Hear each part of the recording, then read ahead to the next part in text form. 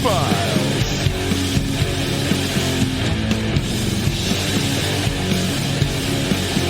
And this is Revolution Podcast.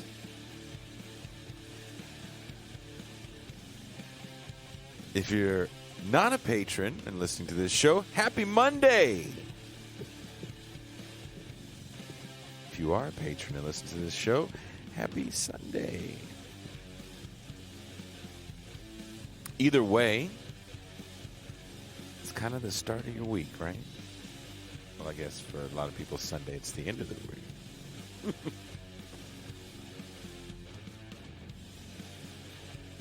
And what a great way to start the week.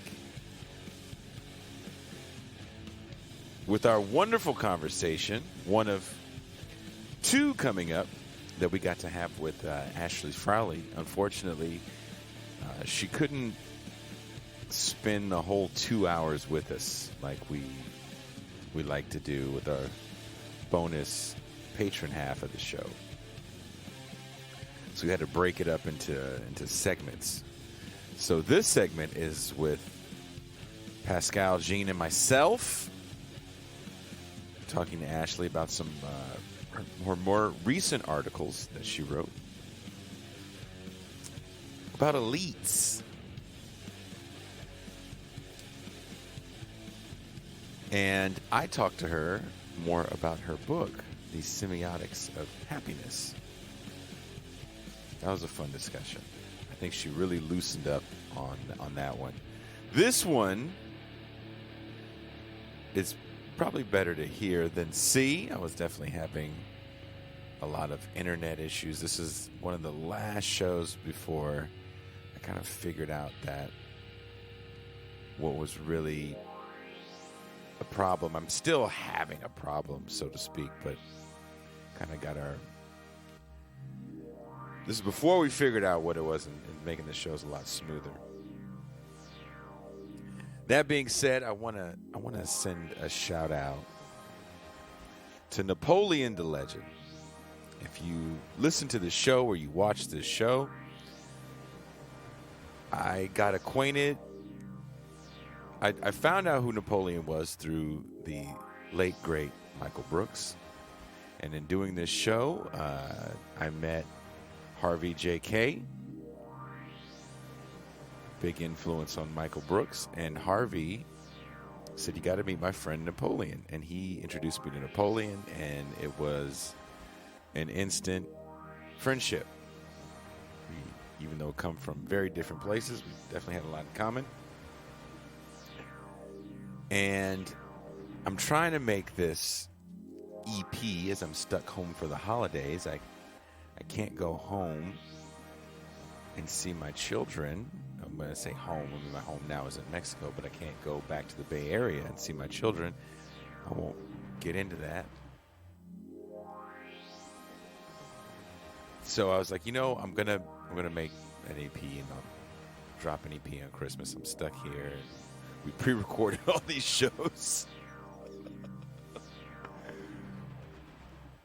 And I was listening to one of the songs I had made, and I was thinking to myself, man, I hear Napoleon rapping over this. I went out for a run, and I called him, or I texted him on a whim, and if he would have been like, nah, I can't do it, I would have been totally fine. My feelings wouldn't have been hurt. And so he lives overseas, so there's a huge time difference.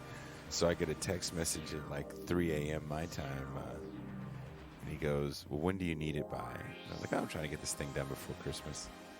He goes, well, it's a bit of a time crunch. I'm doing quite a few projects. And very, very busy man when it comes to doing music. This guy drops like 4 or 5, sometimes like 6 albums a year. Full albums.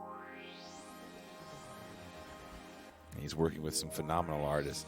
But anyway, I would say a few hours later, I get another text message that says, I emailed you a WeTransfer file. Check it out. And I was just blown away. So I'm very excited for you guys to hear the the Christmas EP. And if you're a patron, I give that stuff out for free. Patreon.com/Bitter Lake Presents. Wherever you're listening to the show, there's links in the description.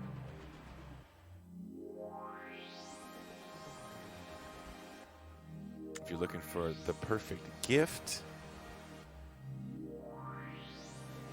or just a conversation starter at the table during the holidays, this is revolutionpodcast.com. We got some new merchandise up. Get that Anglo-pessimism tee. You know you want it. Please enjoy our conversation with Professor Ashley Frawley and Thor Guevara's doctorate advisor. I am out.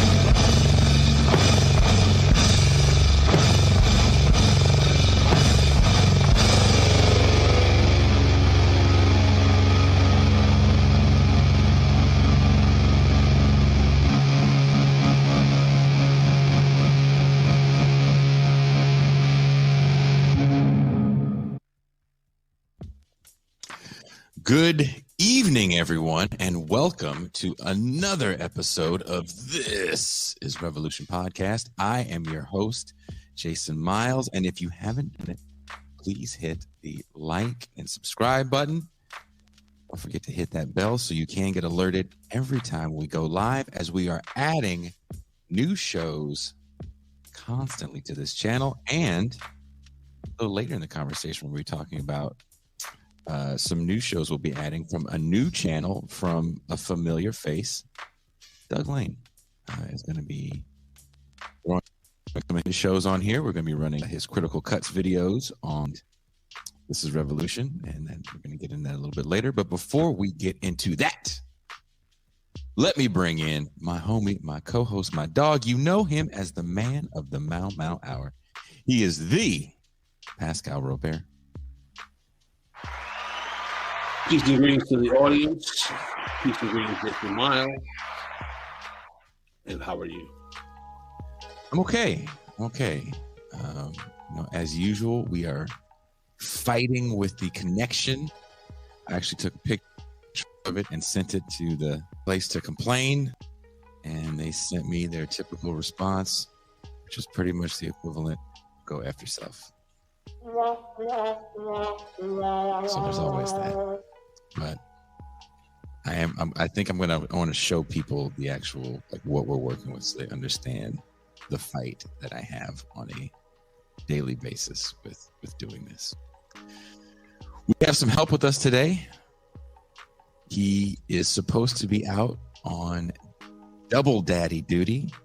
He has welcomed in a new addition to the Bajalan clan. Please welcome me, Djene Bajalan. Greetings, everybody. Greetings, Jason. Greetings, Pascal. It is lovely to be here with you this morning, but really, we're in the evening. It's the evening. It's not really plausible when you look out your window, Jason, that it's the evening. I think people will know from the These aren't the droids you're looking for. These aren't the droids. That's what we tell them. These aren't the droids you're looking for. We have a guest today, and Djene gave us some articles to read from our guest that were very interesting because I actually had wanted to do a show about this, but I didn't know exactly how to word it. And so Djene, again, for pitching this show, because I definitely think conspiracy theories and the failure of institutions is a huge problem. It's definitely something we've talked about before. How long ago did we do that show about the crisis of institutions, Djene and Pascal? Do you remember that show? Well, that was about 3 months ago. 3 months ago, yeah. About 3 months ago. Who was the guest for that? That was Doug. That was Doug. Yeah. Oh, it was Doug? Oh, okay. Well, you know Doug what? and Conan Neutron. Yeah, and Conan Neutron in the zero. Doug. This must be just a zero topic. A former zero topic. Our guest today says this about the idea of a grand conspiracy theory of elites in regards to COVID. The best protection against conspiracy theories is to take a realistic look at the workings of elites when they actually attempt to deal with the problem. We might say that the UK state's failure to manage COVID-19 represents an ideal vaccine against conspiratorial thinking, which is fitting, as vaccinations might be the only success story of the pandemic. Increasingly, the only role the state sees for itself is in telling people what to do. Decent healthcare, that's expensive. Have you tried a mask?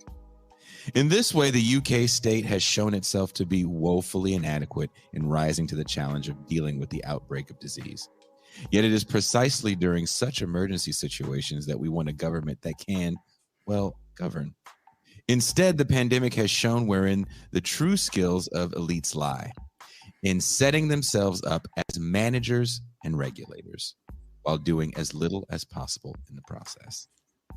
Those are the words from our guest, Ashley Frawley. She is a senior lecturer in sociology and social policy at Swansea University and the author of Semiotics of Happiness, Rhetorical Beginnings of a Public Problem. Please welcome Dr. Ashley Frawley.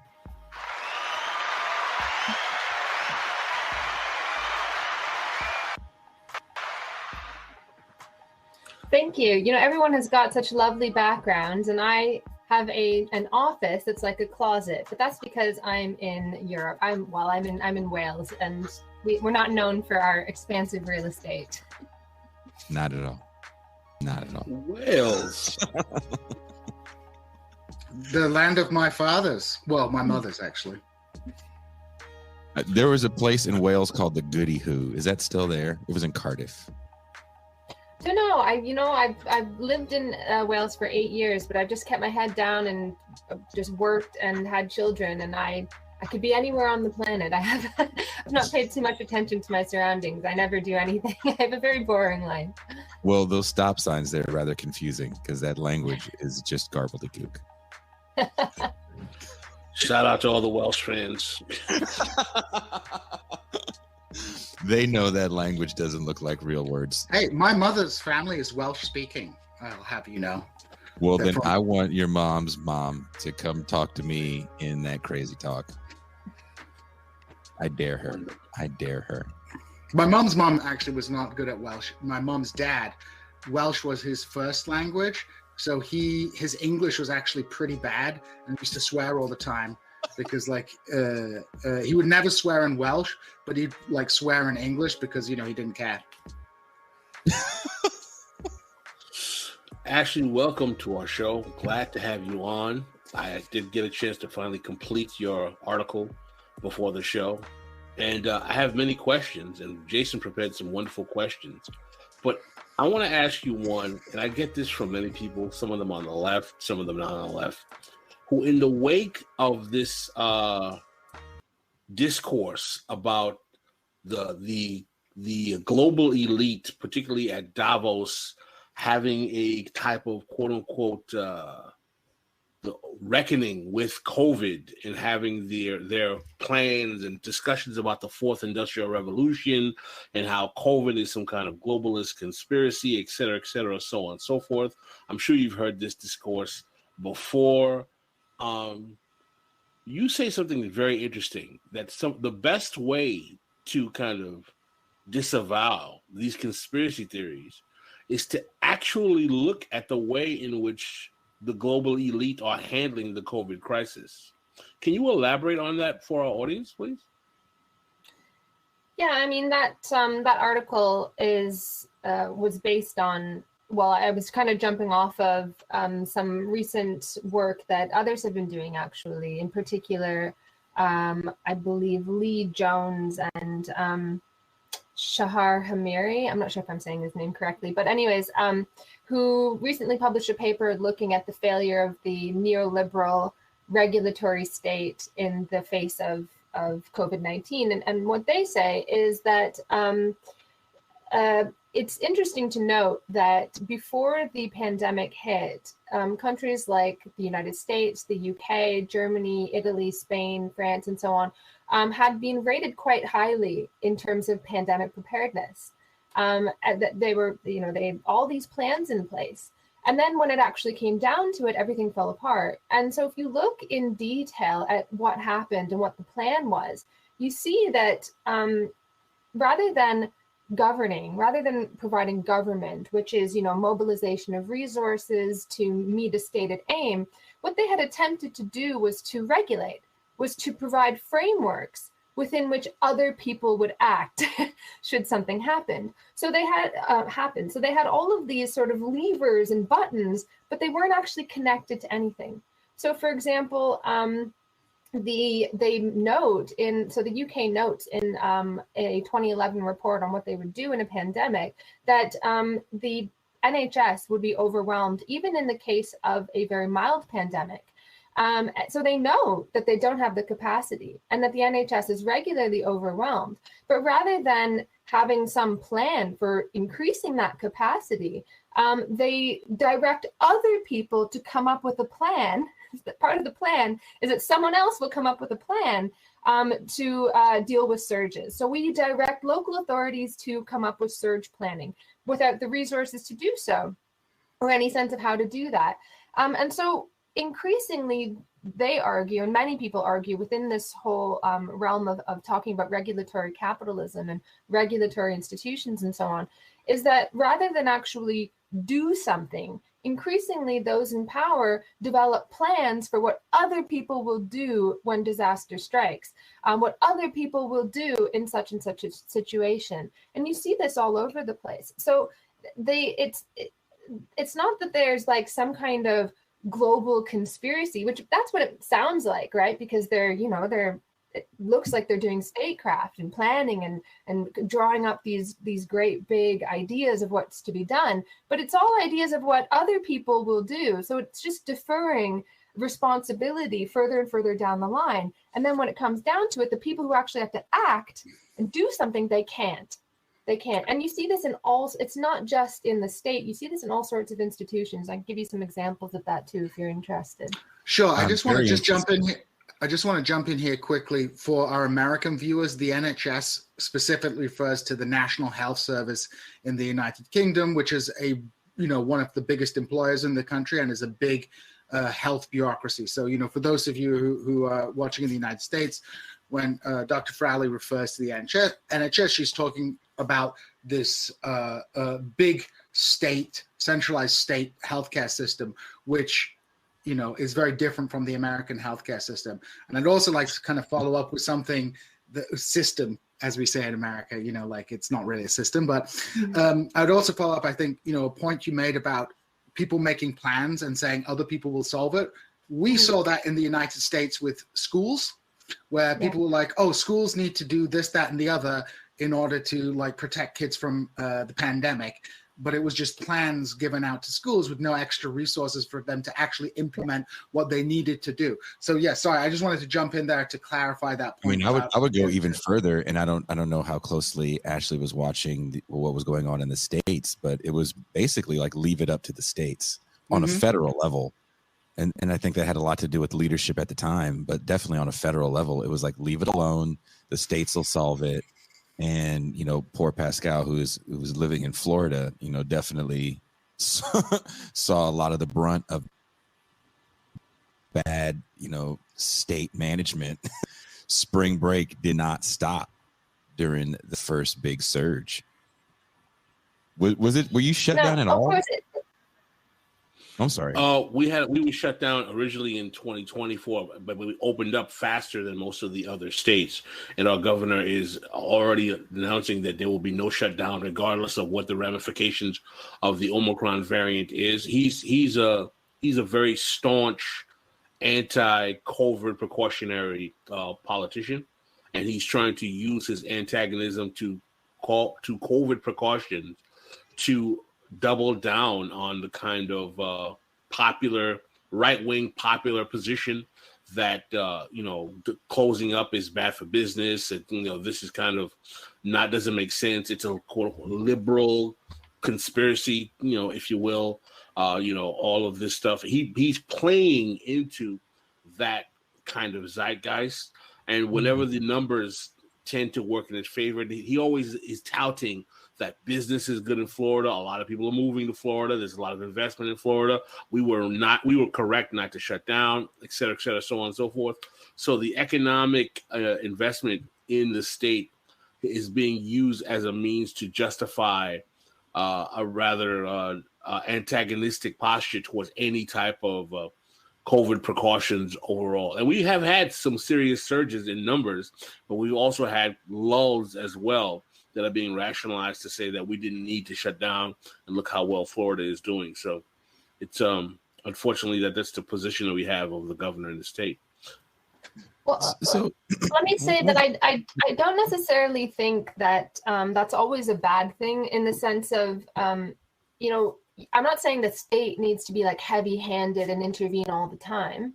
But in a pandemic situation, that's kind of the situation. That's what I was trying to say in the article. That's the situation where you do want a government to come in and govern. You want them to be able to mobilize vast resources to deal with an issue. That's traditionally seen as the strength of a state. They're able to do that on a much broader level than, individuals trying to figure things out for themselves.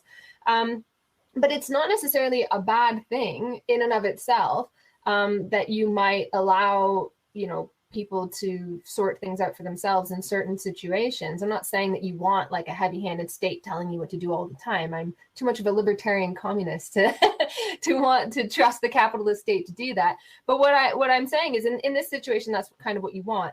But also what's interesting about the shift toward this kind of regulatory state and regulatory capitalism is that it's not that they kind of leave you to deal with it.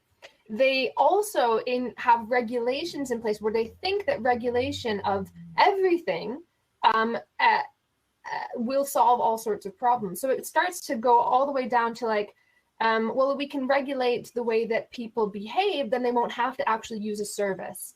And so part of the shift away from government to neoliberal governance is this idea of what elites do, what governments do is they steer the boat, they don't row the boat. Mm-hmm. So you just steer people's behavior. You don't actually deliver a service, right? You steer them towards things.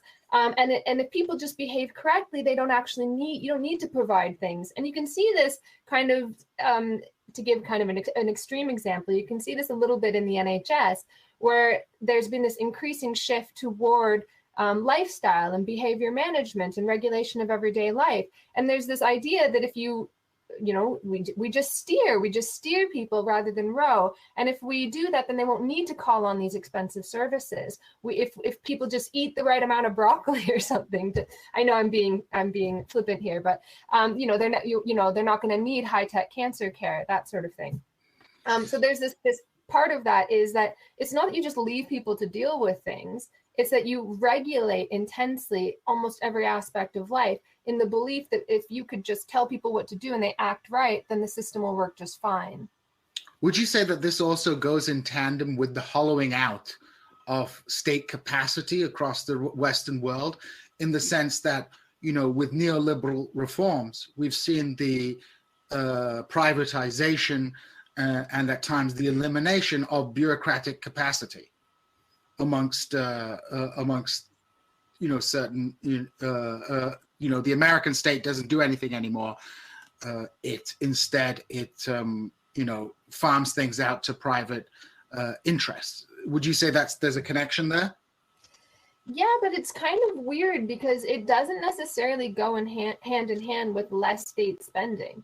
I mean, if you look at like theorists cite, but capacity. I'm talking about state capacity, not necessarily like. Oh yeah, state... to actually do things, absolutely, yeah. To actually provide a service, massive hollowing out. But the interesting thing is that it doesn't actually come with less spending on the state. People date the beginning of the regulatory era in the 1980s. That's the Thatcher era, the Reagan era in the United States. And spending actually increased. You had these bodies increasing, that you have more and more regulation, more and more regulatory bodies, more and more oversight, more and more rules. And this is partly because, well, obviously, if you have corporations and so on becoming very, very powerful, it leads to demands for regulation and so on. But it's also very good for very, very powerful corporations. They sometimes lobby for regulations themselves because they know that their competitors can't afford to keep up with them. So it can become a way of you know, slashing out competitors and increasing shoring up monopolies. Now, do all these regulations, do all these rules, in your opinion, lead people to think that there is a cabal of elites that have a grand conspiracy to either I don't know what the conspiracy theories sound like where you are in the UK, but you know, here in the States, it was the vaccine as a microchip. Don't get the vaccine because they're going to kill you. All pharmaceutical companies are bad. What do the conspiracy theories sound like where you're at in the UK? Yeah, you know, we had the 5G thing, and the idea that the whole microchipping thing and all this stuff, or it's just, you know, a profit driven attempt on the part of pharmaceutical companies to you know, make money, basically. But you know, the thing is, a lot of you know, people are empirical, even if they come up with crazy results. They are observing things that are real in the world, and so there is a kernel of truth in some conspiracies. Obviously, they tend to use inductive reasoning, right? So they say, oh, look, the weight of the evidence, and they keep bringing in more and more crazy stuff but they don't use deductive reasoning where they like, oh, but there's this huge counter argument that would disprove this. They just keep bringing in more things that fits into this narrative. So the end result is something completely mad, but all of the different aspects, many of the different aspects could well be true. So it is absolutely true that there is profiteering going on 100%. You know, there is opportunism. It's definitely the case that many large corporations saw an opportunity and they seized it. It's also the case that we were due a crisis. Crises are cyclical within capitalism, and we didn't fully make our way out of the previous one. And an enormous amount of capital destruction was necessary. And, you know, that hurts a lot of capitalists. They don't want to be the ones to get destroyed, and that helps a lot of capitalists who want to buy up things very, very cheaply. So you saw some infighting a little bit. In addition, right before there were lockdowns in Europe, if you looked at some of the, you know, obviously they have to keep records of lobbying. If you looked at what corporations were lobbying the EU for on the eve of these lockdowns, they weren't lobbying to keep everything open. They were lobbying for bailouts, enormous amounts of money. And so they were pocketing a huge amount of money without having to provide a service as well. And there was a lot of that going on as well with like fraud, or, you know, small businesses were doing this with the pay that the government was giving to workers. So there was all of that going on. I mean, that's not a conspiracy. That's just opportunism. But people will take that up and say, oh, well, see, look, it's all just hand waving and so on to pull the wool over our eyes or whatever. Are you familiar with the discourse that was being bandied about as a result of the quote unquote, the party of Davos, the Great Reset language and discourse, that this was kind of an attempt by global elites to reset and restructure capitalism to kind of render the world as some kind of massive kind of feudalist, propertyless, reality in which wealth was going to be extracted and or destroyed in a way that transferred more power and control to the 1% and pauperized the overall planet as some kind of grand kind of cabal. What are your thoughts on that, and what is your reaction to? And this is a product of something that people saw actually being discussed at the Davos conference that happened like the year of COVID. Yeah, here's the thing about like great resets. And actually, after I wrote that article, I had a whole bunch of people coming at me saying, but it is a conspiracy. Look, it's I've got proof and blah, blah, blah, and linking me to this conference. Here's the thing that should scare you. If it was a conspiracy, I damn well hope that they would hide it a little bit better. But the thing that should scare you is that they don't hide it at all, because they don't even realize how dystopian what they're saying is. They're simply following to the logical conclusions, trends that are already in existence. And they're simply articulating what might happen or what should happen in order to, save profitability or whatever it might be. They're just saying it out loud. They don't bother to hide it. The thing that we often forget is that sometimes enormous revolutions, enormous calamities happen not to change anything, but to keep things the same, to maintain the status quo. And so sometimes everything has to change to keep everything the same. So I think capitalism is coming to serious problems with profitability, long-term declines in the rate of profit. And I think in order to save that, to save capitalism from itself, enormous change needs to happen, enormous destruction of capital, enormous changes in the way that people behave and operate in the world.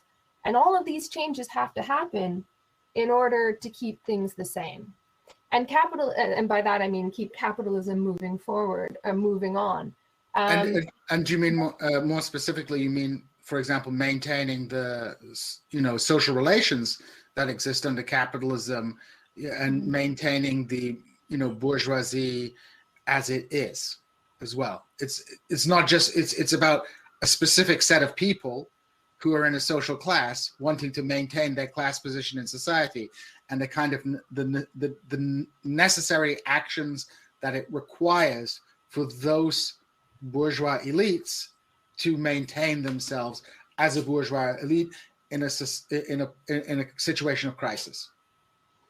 I feel like I'm even reluctant to say bourgeois elites in like a particular group of people, as though they consciously know that's what they're doing. I think if you think this is just the way things are, as economists do, they just think that capitalism is nature and it's always been around, and you see a calamity coming, you think it's just natural. And so it makes sense to be like, oh God, we need to move things around, and we need to make sure that people act in the right ways, and you start trying to do crazy things because you're just trying to maintain a semblance of a functioning system, which is the only system possible and the only system in existence. You are actually trying to save the world you imagine for yourself from some calamity. So to use an analogy, you see it more like these people, that it's like breathing, right? They need to do it to survive, but they're not conscious, like in a deep sense, that they're doing it all the time. It's the ideology matters. Yeah, I mean, I was watching. I wish that I could say exactly what it was, but years and years and years ago, I saw Andrew Kleinman, who is a Marxist economist. Yeah, and he does some quite deep economics around Marx's theory of value. And he made this really interesting point that capitalism wasn't even necessarily benefiting the rich. So it's like this idea that, the system is even eating itself. Like as the rate of profit goes down, there's less and less available for even the rich. That's the idea. So it's not even necessarily benefiting the rich anymore. It's kind of like eating itself. And so you're just maintaining this system for the sake of maintaining the system, even though it is destructive of everything and hardly benefits anyone. I mean, in relative terms, relative to what it had done before in terms of how much profit someone could make. For the sake of itself, that's the scary thing. And that's another sort of immunizing point against conspiracy, because it's not even like people who are like, ha, ha, ha, I'm the bourgeoisie and I've got all the power and I want to maintain it. It's like maintaining this system for the sake of maintaining this system, even though it destroys. And like capitalists too are threatened. It's not like their position is like they war amongst each other as well. They fight with each other, throw each other under the bus. They don't have they're not necessarily consciously aware of their position. Some people say that they do possess a certain amount of class consciousness. But I don't think so, because it is in their interest to throw each other under the bus constantly. And they absolutely do constantly, because they buy each other's machinery and so on when they go out of business very, very cheaply. Don't you think that greed can be a motivating factor that creates a certain consciousness, or in terms of actually creating activity to protect the institutions that proliferate whatever amounts of profit that they generate? No, because you can be a nice, kind person and give to charity. You can be the best capitalist. The best capitalist is not greedy at all. The best capitalist puts everything back into production. Look at Warren Buffett. Warren Buffett lives in like the same house in like the suburbs that he's lived in for ages. Yeah, okay, he owns some islands now and so on. But I mean, by comparison to the cliche of the capitalist, he consumes very little. The best capitalist puts everything back into production. It's, go back to the Protestant ethic. Yeah. Well, do you feel, can you hear me, Ashley? Mm-hmm. Do you feel that the idea that Pascal just said, that there's an element of greed involved, actually, once you start thinking that way, that, well, this is just the actions of greedy people, you stop trying to look at this as a capitalism problem and you look at it as a behavior problem? Exactly. And this is the same logic that is the logic of the regulatory state and regulatory capitalism. They have this idea that the system actually works fine because they've worked it out mathematically, and it's this wonderful equilibrium. And yet, when you look out into the world, it doesn't exist. Why don't you people just behave in the correct ways? And I always use the example of Vilfredo Pareto. Pareto comes up with these wonderful mathematical equations that he's borrowed from nature, from science and mechanics, that says like this system is so beautiful and it works so wonderfully. And yet when he looks out into the world, he sees that people keep screwing it up. And as he goes later into his life, he becomes more and more obsessed with psychology. He becomes more and more obsessed with human, and by psychology, I mean human weakness, essentially. Because in order to explain why the system doesn't work, you need some external factor. And we're the external factor. And so there becomes this desire to kind of regulate everyday life, to push people toward behaving and thinking and feeling in the rational ways, because they think, we must be irrational because we don't act in the ways that the system says we should for it to work. And so you just buy into this idea that ultimately everything would be fine if people just felt and thought and behaved in the right ways. But no, this is the beauty of Marxism. It doesn't require human weakness. It doesn't require an explanation that says, human beings, it's human nature, throw up your hands. If these people would just stop being assholes, everything would be fine. No, it is the very proper functioning of the system itself that leads to crisis. It is not the malfunctioning, not people behaving badly. It is people behaving rationally. And anyone in that position would do the same thing. Greedy or not, you must make a profit or you will go out of business.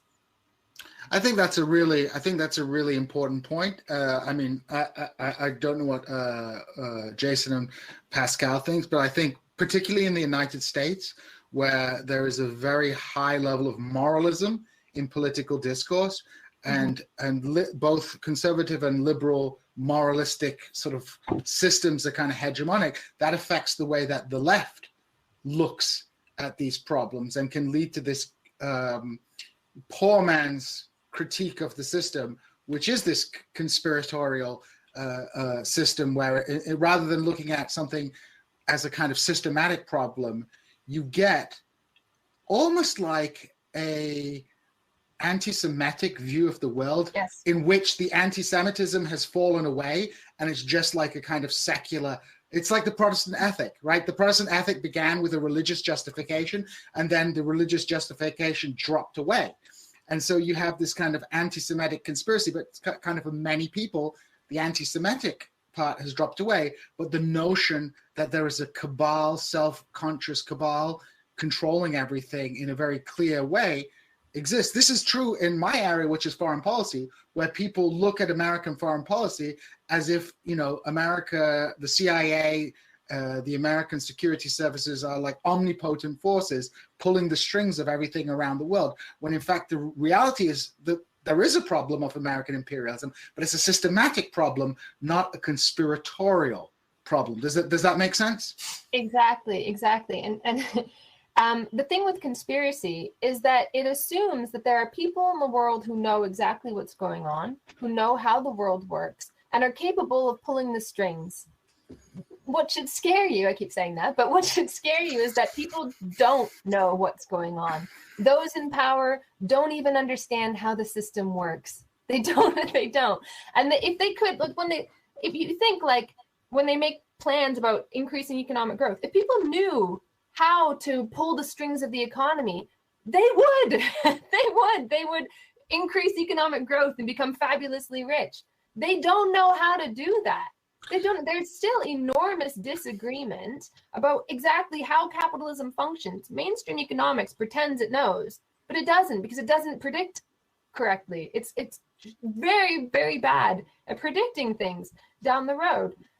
So those in power don't actually know what's going on. They don't know how the system works. They don't have a direction. They don't have a plan. That is what is terrifying. And I think one thing to add to that, and I think Pascal would probably agree with this, when you actually have proximity socially to people who execute policy, who create policy, and this is a point that our friend Kuba always makes, these people are like deeply mediocre in their understanding. You know, they aren't the geniuses that control everything. They may be smart in certain areas, but they're by no means, you know, like superior in anything. You know, they like. I went to an elite university, a lot of smart people, but they might have been smart in a very particular way, or they might have been very ideologically driven and things like that. But you know, like this notion. Or how many of them are legacy students, though? There's a case that's pretty pop. It's in the news a little bit, but I feel like it's not getting the correct amount of attention that it should. And I don't know if you've been following it at all, Ashley. It's the case about Theranos with Elizabeth Holmes. No, sorry. Oh, yeah, I don't know if you know. She kind of milked $1 billion out of. Oh, yes, I did read about this. Sorry, yes. But the reporting about her, I actually have the book that I've been reading about her, which really paints her in the light of a young genius that was greedy, a greedy genius. There's no difference, in my opinion, the way they paint Elizabeth Holmes in this book and most of the reporting I've seen, and then the way, you know, Jordan Belfort is painted in The Wolf of Wall Street. Like these are geniuses that, had they had a little Jesus in their lives or a moral center, they could have done so much more. In reality, these are just kind of idiots that had connections that we don't have. And what's so funny is, as I'm reading this book that I don't know if it won a Pulitzer, but it definitely won some awards. It's somewhat dishonest because Forbes magazine actually had better reporting on Elizabeth Holmes and the mediocrity of her schooling and how she got into Stanford than even the book did. And I think there's a certain intellectual dishonesty with a lot of the way news gets reported that leads into people believing that these quote unquote elites. Can you still hear me? Yes. Okay. Are in these positions of power. What do you think about that, Ashley? Oh yeah, absolutely. Like if you meet people who have a lot of money or who have positions of power, you realize like when you're talking to them, like, oh my God, we entrust so much to you. And it's just shocking and terrifying. And sometimes, because people misunderstand my research and they think I'm like a happiness guru and I'm going to give like they invite me over to talk. They think they're going to get Jack Canfield and they get Lenin. They get Vladimir Lenin instead. So a couple of times I've been in these awkward situations where I'm invited to come and talk to like innovators and stuff like that. And it's so funny, like seeing people consciously delude themselves as well. Like I've sat on panels where people are like, oh, all we have to do, the people who are not in power, all we have to do is convince those in power to move beyond profit, to think about other things besides profit. Oh gosh, well, if it's that simple, geez, why didn't I think of that? Like for 100, 300, 400 years, why didn't anybody just think, hey, maybe let's not make a profit? And then I actually had to point out to them, no, if you don't make a profit, you'll go out of business. And then the people in power in the room get all uncomfortable.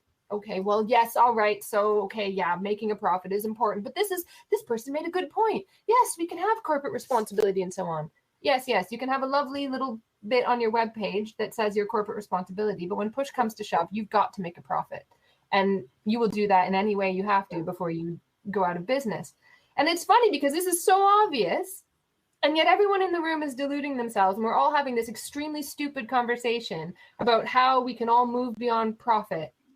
Yeah, like, I mean, I love the capitalist who I think the smartest ones are the ones who will say, I'm going to make a hell of a lot of money here. And that's my job.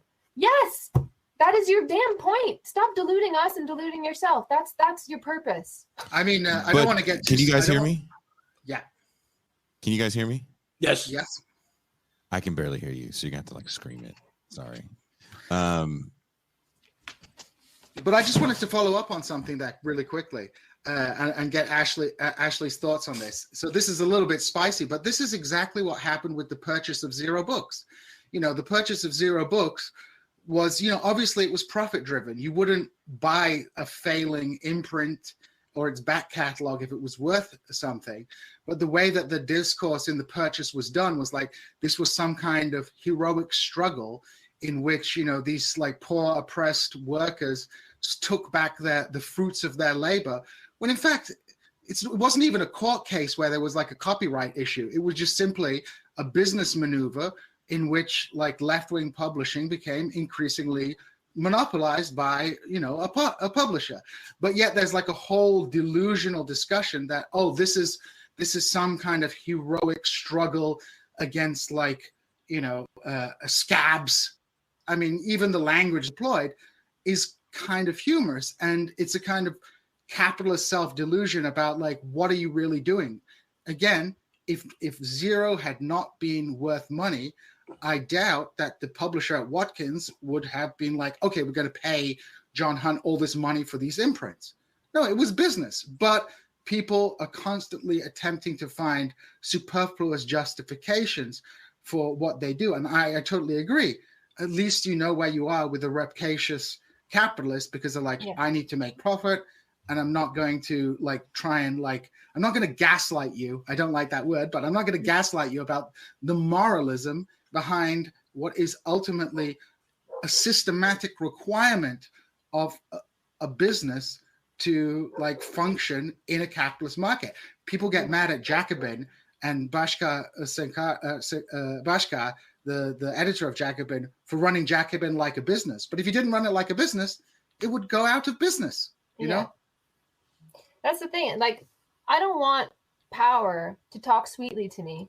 I don't want power to pretend it's on my side. I want power to be naked so that I know they're the enemy. Like this is the thing. This is increasingly how power operates now. It's through kindness and through incorporating a quasi left wing vocabulary of like, I say quasi because if you knew what the history of the left was, or at least of like Marxist inspired socialism and communism, it wasn't about kindness and community and family and love and feelings and all these sorts of things. But this is what it's become. So they use this kind of language of kindness, and you can take like so many really bad ideas from the past and just wrap them up in this like caring, feeling kind of language and sell them back to people. And they do this constantly. I published a paper, a journal article in December last year about how they're basically rehashing old ideas of how Indigenous parents can't parent. They're incapable of raising the next generation of liberal citizens. But they do it through this decolonization language where they're like, the evils of the capital of the colonial state and they rail off a whole bunch of terrible things that have happened has undermined the sacred knowledge and wisdom of motherhood. Right. And so you're thinking, yeah, colonialism, terrible. And then what they're thinking is, that's why you can't raise your children. They think that the solution to all these problems is to come in and teach Indigenous mothers how to parent, Indigenous parents how to parent. And that's just a mainstream discourse. That's just the common way of understanding social problems now is, it's the parents and they're not socializing their children properly. But through this kind of caring language of supporting parents against the evils of the past that has undermined cultural continuity, we will decolonize this, but it's actually just a rehashing of colonization. And you have all the racist ideas saying that people don't have culture. That's what they used to say. They used to say like working class people don't have culture. Yes, they do. They just don't have white middle class culture. So they say Indigenous people don't have culture. I'm sorry. We are dynamic people we don't have our languages and that kind of thing anymore very much. It's on the decline, but it doesn't mean we don't have culture.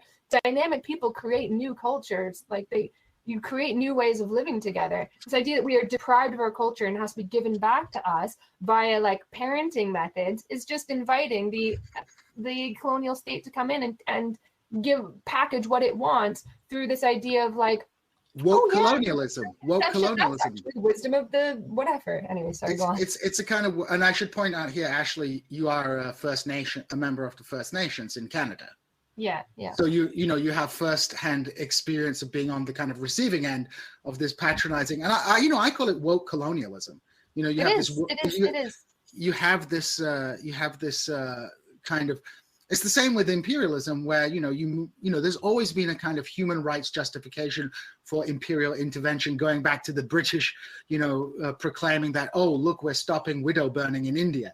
But this is really hyped up in modern times, where you see like all these justifications for imperial projects being, motivated through human rights and women's rights.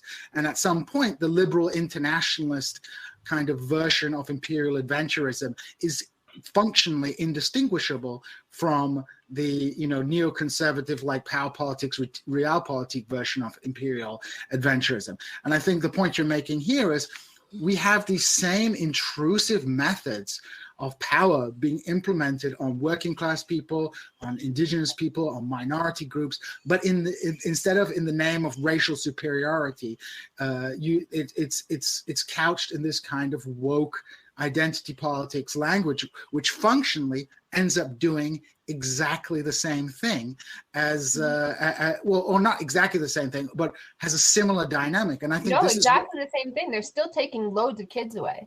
We're in the middle of the Millennium Scoop right now. They're 56% of the children in care in Canada are Indigenous, and they are only 2% of the population. So it's basically boarding. It's boarding schools. It's basically boarding schools, but this time it's worse. No, it's not worse, but they're putting them into like a underfunded care system. Oh, anyways, you want to make me angry? Get me talking about that. But one thing that I wanted to say was about the conspiratorial thinking that I didn't manage to bring up was I don't want to make it sound like, I said, oh, these people don't have a plan. Well, hey, look at Davos. It does appear as though they have a plan. But what they're doing is they're just articulating, as I said, these trends that are already in operation. And that they're doing is they're harmonizing. They're trying to create a vision of harmony for a future that appears extremely disharmonious. And people have been doing this for, over a century. So if you look at John Stuart Mill, for example, he also had an inkling that profitability was going to be a problem in capitalism down the road. And he was like, oh no, it's just this harmonious stationary state to which capitalism is naturally progressing. So he's trying to reconcile irreconcilables. And that's what people are doing. They're trying to reconcile irreconcilables. Oh, you're being dispossessed? Actually, this is a wonderful socialist future where it sounds so like socialist communist. You won't own anything and you'll love it. But of course it's you won't own anything in a state of domination where you'll get kind of pushed out of even the meaningfulness of being exploited. Even that you won't have. You won't even have like steady exploitation anymore. So it's a much worse progression of capitalism where it's pushing more and more human beings out of the production process, but you'll like it. So they're trying to harmonize what they see as a possible future. I want to kind of push back against one of the positions that you're kind of advocating, that that the power elite are kind of just going along as they, with a lack of understanding what they're doing. My position is that the institutional mechanisms that they use in terms of demobilizing opposition are very, very, very well contrived, particularly when I look at things like the foundation world and the nonprofit industrial complex, and how the fact that any type of oppositional politics, if you want to call it left or progressive, basically has to go to capital for financing in terms of how it actually maintains itself economically, to me demonstrates the way in which the power elite are able to actually maintain hegemonic control.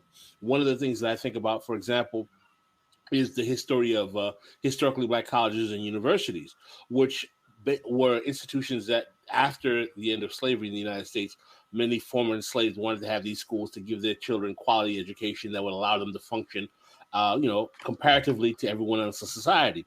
But through large-scale capitalist foundations, it was decided to implement an educational agenda to promote this kind of vocational training that didn't even create competitive jobs amongst former enslaved, but created a cadre of teachers that basically reincorporated the notion of second-class citizenship into the student body, and at the same time did not give them the actual skills to become competitive overall. And that was done through the idea of liberal, generous philanthropy. I think about foundations in terms of how they've interacted with the left throughout time, whether it be the Ford Foundation, whether it be the Rockefellers and so on and so forth. How even some of our major nonprofit left media institutions to this day that are respected are financed by finance capital. So my position in terms of the power of capital, and those who loom it to kind of like they don't know what they're doing, I'm a little hesitant to that, because the one of the things they do not know how to do is to demobilize any type of opposition to the overall functioning of capital in American society. No, yeah, that's a really good point. Don't get me wrong. When I say that they don't know what they're doing, I mean that they're not. It's not like they're like, haha, me and my 5 buddies here are gonna like consciously pull the strings to make sure that everything happens in our favor. They think that everything happening in their favor is the proper functioning of the system. Like they don't realize, like, even they don't even have the awareness of what the system is to be able to say like, oh, we'll have economic growth here and a little bit of things here. They're trying to maintain harmony. And so and harmony means power to them, because that's the correct functioning of the world. That's how things are supposed to be. They deserve it, and so yes, they're fantastic at demobilizing opposition. In fact, scarily so. If you want to black pill yourself, go read what like the CIA does online. It's terrifying. But because they have to maintain harmony, like I'm sure they if you talk to them, it's not like they're like, oh yes, communism is coming next and we better stop these people from bringing it forward. This is the only world that's possible. And anybody opposing it will destroy it. They will destroy it because they're not behaving correctly. They're not fitting into the system in the way that they're supposed to. And we have to figure out, we have to do something with these people, or else they'll get angry and they'll riot and that sort of thing. So you have to quell opposition, and you have to do it kindly at first. And if that doesn't work, you have to beat them. But yeah, it's to maintain the harmony of the system. But they don't recognize, what I'm saying is they don't necessarily have like a master plan for some future society that they want to create. They are, except to the extent that they want to maintain this crumbling system as much as possible, because they think it's the only system possible. They don't realize that they're getting more and more heavy-handed because the system is falling apart. They just think, oh, people are just acting incorrectly, people are behaving poorly, people are not rational, and so they get more and more heavy-handed about controlling people's behaviors and so on, and quelling opposition. So what do you think explains the way in which, particularly at a time in which there's a confluence of events that happen, with the way in which there's a change in the capacity of capital to produce profitability with the rise of neoliberalism, and at the same time we start to see things like militarization of state apparatus in terms of their control and dominion of violence, i.e. militarization of police, increased military presence all over the world. What strikes me, what I find is that as the precarity of the system proliferates over time, they're resorting to actual physical violence, state-sponsored no less, in trying to maintain the exegesis of the system becomes more and more and more increased. I don't think that's accidental. Don't you think that demonstrates a certain level of planning on their part? I absolutely do not think that they know that capitalism is crumbling. I don't think they know that. I don't think they're aware of that. I mean, if they do know that, then that would be pretty scary. But it's just a natural sort of outgrowth of the fact that, yes, there is increasing precarity. And you have a situation where people who are stuck in areas of the world where they are rendered useless, and by that I mean useless to capital, and they will try to go somewhere else, but they can't. They have to stay where they are. They have to be part of that reserve army of labor. So you do everything you can to keep them there, but the push becomes too strong. The push out of those places becomes too strong. The pull becomes too strong. And you have to have even bigger military apparatus to stop it. But I don't think they recognize, oh, well, capitalism's crumbling, let's invest in the military. I agree with you. I don't think that it's in their consciousness to even think the possibility of capitalism crumbling at all. And as a matter of fact, I don't think that their operational worldview is about stopping capitalism from crumbling. I think that their operational worldview is to maintain the functions of the system of capitalism. And I think that the way that they do that, when they realize the internal contradictions of the system are becoming much more destabilizing, that they are increasingly reserving the option of using more and more coercive tools and tactics to maintain the system as its internal contradictions are demonstrating themselves more readily. So I'm not saying that they're, oh my God, we're worried about capitalism is about to collapse. I don't think that's at their worldview at all. Well, what I'm saying is that I think they're very conscious and aware that the internal contradictions of capitalism are creating instability that could lead to pockets of rebellion that they are not interested in seeing, and they want to maintain continuity. I think that, to your point, that something that is a greater motivator than greed is continuity, and the need to make sure that the system maintains its continual functionality is something that demands them to do whatever it takes to maintain that continuity. Yeah, absolutely. I agree. I don't think they necessarily realize it's the internal contradictions of capitalism, which I don't think you're trying to say. But yeah, I mean, it's not even like, instability is a motivator, but also it's, they have to do that. They have to do it. Like, capitalism isn't going to crumble of its own accord. Like, nobody starts a war because it's a way out of a profitability crisis. But states pushing off the burden of devaluation onto each other leads to global instability, which leads to a war, which destroys a whole bunch of capital and then allows us to build it again. Nobody consciously does that, but that is the outcome of a capitalism that is of a profit rate that is declining and needs to be restored.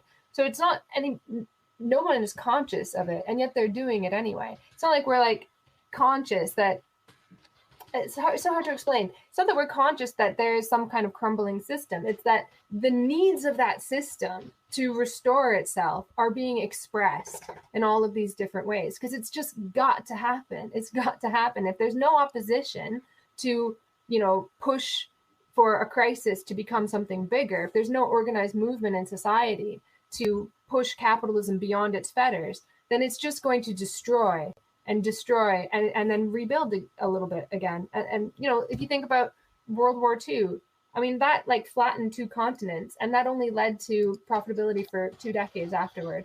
And it's just getting worse and worse. But nobody did that on purpose, right? Nobody developed these militaries to save capitalism from itself. It was just the processes in society that were leading to all of these contradictions that ultimately came to head in the form of war. And they'll come to head in the form of all sorts of different things. Heavy militarization without actually going to war, because we can't anymore because of mutually assured destruction.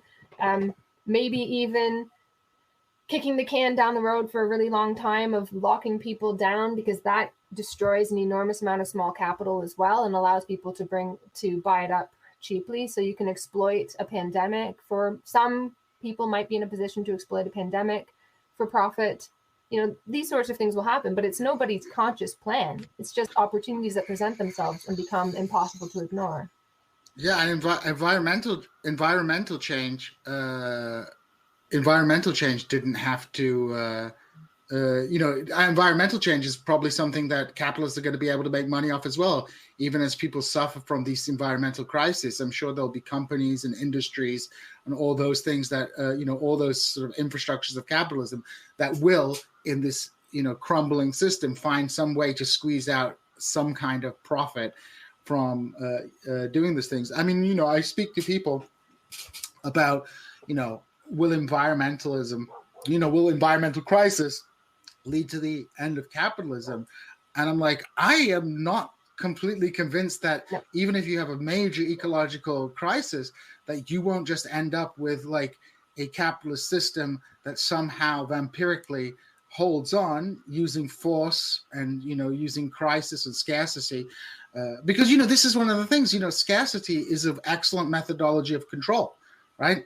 One of the things that helped, one of the contradictions, for example, of the 90s in Iraq, right, was that on one hand, the UN sanctions on Iraq, caused an enormous amount of suffering, right, for the Iraqi people. But on the other hand, they strengthened Saddam Hussein's ability to maintain control over the country, because he was the only one who had access to the kind of the limited resources that were being allowed to flow into the country. And I see, like, one of the things I fear for the future is that that's the kind of system we'll have. We'll have like this, like appalling social conditions for the masses of the population, but capitalists and what remains of capitalist states will have enough resources to provide patronage to enough elements of the population to maintain the social relations and maintain their political power. I don't think environmental crisis necessarily means the end of capitalism, which is a scary thought. Like people talk about collapse. But what's going to be the result of a collapse? It's far more likely that when you have some kind of a social and ecological collapse, that you will have the emergence of a more authoritarian form of capitalism. That perhaps in Europe they'll make money by selling bullets to shoot people fleeing from Africa and the Middle East. Rather than like any kind of socialism that would lead to like any fundamental changes in the consumption patterns of capitalism or the way that exploitation functions. So I thought, it's a terrifying future that we're looking towards at the moment, with just the entrenched nature of capitalism and the complete sort of non-existence of any functional alternative. Even people look towards China, and it's like, China's state, we may argue whether it's socialist, state capitalist, deformed worker state, whatever. But ultimately, the economic system that prevails in China is capitalism, right? So, and China is part of the like global capitalist order. Whether or not we are more sympathetic to the Chinese government or not, that's kind of irrelevant. Capitalism is like a dominant, is such a dominant system that even today, when you look across the left, everybody's a social democrat these days because capitalism. Not everybody. I mean, most, no, I would actually say 90% of people or more who are claiming to be radical leftists, when you talk to them about functional politics, they they turn out to be social democrats, right? And I'm not saying that as a critical, I'm not saying that, oh, like, shame on them for not really being a true communist. I'm just saying that, like, practically speaking, whether you go to look at Trotskyist movements, Marxist-Leninists, or all other types of leftist groups, a lot of what they talk about is just like, perhaps we can save the system through a Red New Deal, right? Yeah. And we haven't yet overcome, or even what is the Red New Deal how we would look like? Does it look like a Green New Deal with a hammer and sickle and everything, or is it? What does it look like? I need to know. Well, I think there's a lot of nostalgia for like welfareism, state, greater state control over resources, perhaps, co-ops and things like that, but nothing that fundamentally challenges markets and capitalism per se. Mm-hmm. But sorry, and Ashley, yeah, go ahead. Oh no, I was just gonna say, what you were saying about the environmental crisis is terrifying and true, and you're exactly right. And we should damn well remember, capitalism will not collapse of its own accord. It won't. It will destroy us before it destroys itself. In the absence of any kind of opposition, any kind of serious organized opposition, in the absence of any kind of alternative, the environmental crisis is not a problem. Not a problem for capitalism. In fact, it can be quite wonderful. People forget that, like, we had like the New Left in the 1960s that was like transformed our critique of capitalism into a critique of consumerism. But this misdirected our attention. At a certain point, capitalism needs production, but at a certain point, it needs destruction. It needs destruction. That would be a wonderful thing for capitalism, a terrible thing for humanity. So every time you think, oh, well, this thing that's happening, it's going to be really bad for capitalism. No, it's not. Not in the absence of any serious organized opposition. Even the worst calamity can be a wonderful thing for capitalism. I mean, there's been an enormous wealth transfer, even during a global pandemic. We need to wake up to that. We need to be aware of that. We need to organize. We need to have a serious left movement of opposition, a future-oriented understanding that looks deep into the mechanisms of capitalism in order to figure out a way beyond it. I believe that's shots fired by Dr. Frawley.